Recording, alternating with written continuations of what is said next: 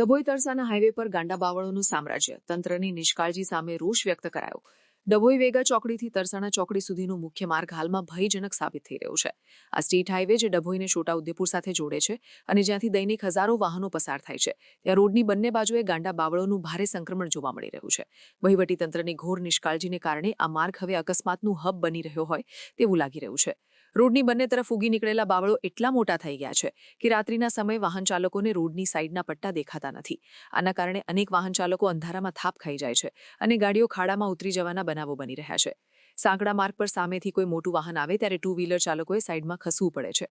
આ સમયે ઝૂકેલી બાવળની ડાળીઓ અને તેના તીક્ષ્ણ કાંટા ચાલકોને વાગતા હોવાની અને કપડાં ફાટી જવાની ફરિયાદો ઉઠી છે.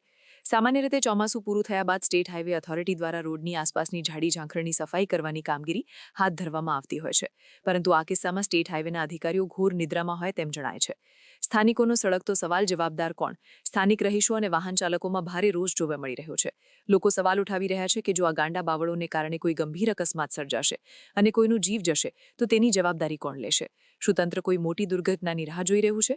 ડભોઈ અને આસપાસના ગામના લોકોની એક જ માંગ છે કે ઉચ્ચ કક્ષાએથી આ બાબતની ગંભીરતા સમજવામાં આવે અને વેગા ચોકડીથી તરસાણા ચોકડી સુધીના આ માર્ગ પર તાત્કાલિક ધોરણે સાફ સફાઈ કરવામાં આવે.